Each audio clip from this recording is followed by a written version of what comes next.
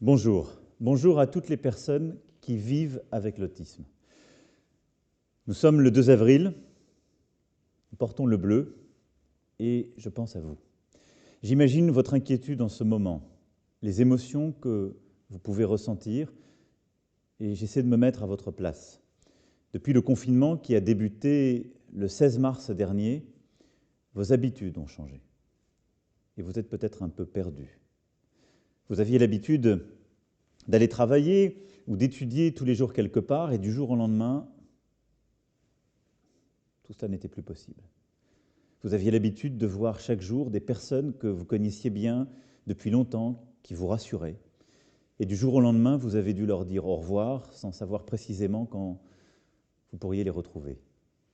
Vous aviez l'habitude de sortir de chez vous, quand vous le vouliez, et du jour au lendemain, vous avez dû rester chez vous. Vous aviez l'habitude d'aller dans la nature, les endroits qui vous étaient chers, où vous apaisez, et du jour au lendemain, le parc où vous aimiez aller, l'endroit auquel vous étiez si attaché, a fermé. Je sais que vous ne voulez qu'une seule chose, qu'on vous rende votre vie d'avant. Alors je veux vous parler extrêmement simplement aujourd'hui.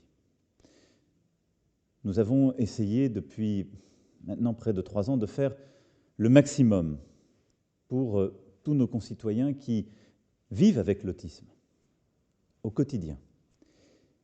Et je sais que cette période que nous sommes en train de vivre, pour vous, est particulièrement difficile.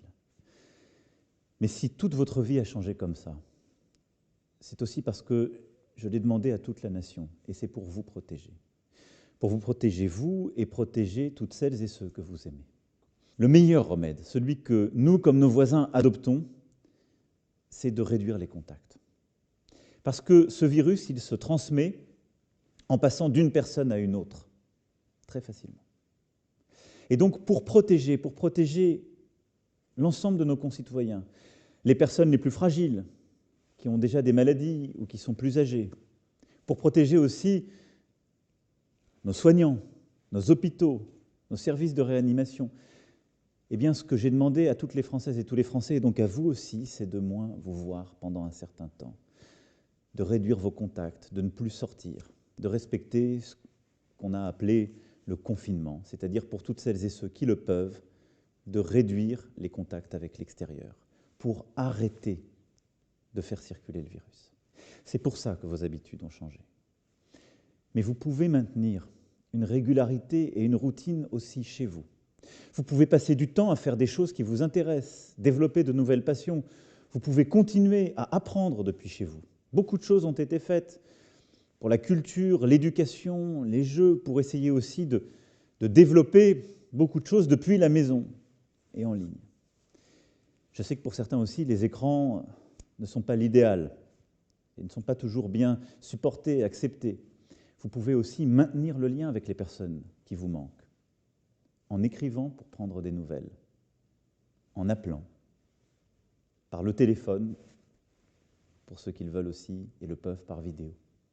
Ces petits rites, ces contacts, vous pouvez les maintenir sous une autre forme. Et il faut aussi le faire pour garder des repères et vous dire que même si vous ne pouvez pas en ce moment être près d'eux, ceux qui vous sont chers, vous pensez à eux et ils pensent à vous. Pour certains d'entre vous, rester enfermé chez soi est une épreuve. Je le sais. Je sais que ça vous déstabilise très profondément, et ça fait parfois monter l'angoisse, une angoisse que vous n'arrivez pas à contenir et qui est dure pour vous et pour vos proches. Alors je voulais vous dire qu'un très gros travail a été fait, et j'ai une bonne nouvelle pour vous. Vous allez pouvoir sortir un peu plus souvent avec une attestation qui sera faite spécialement pour vous. Il faudra le faire tout en restant bien à distance des gens que vous croiserez, en respectant ce qu'on appelle ces gestes barrières contre le virus, c'est-à-dire garder au moins 1,5 m de distance, vous lavez très régulièrement les mains avec le gel hydroalcoolique, essayez d'être au maximum seul ou avec la personne qui vous accompagne, mais de ne pas vous regrouper. Parce que je sais aussi que retrouver parfois certains lieux qui sont les vôtres, pouvoir sortir un tout petit peu plus est très important pour vous et pour vos proches. Si vous ressentez beaucoup de tristesse, si vous êtes angoissé, ne restez pas seul. Nous sommes là pour vous. Vous pouvez appeler Autisme Info Service au 0800 71 40 40. Le 0800 71 40 40. Vous pouvez aussi solliciter un soutien sur le site en cliquant sur le lien en légende. J'ai aussi une pensée pour toutes celles et ceux qu'on appelle les aidants, vos familles, vos proches, les associations qui s'occupent de vous. Je veux leur dire merci. Merci pour tout le travail qui est fait, pour votre engagement. Merci aussi quand vous êtes en situation de rester avec votre enfant, votre proche, celui que vous accompagnez pour tout ce que vous faites en ce moment.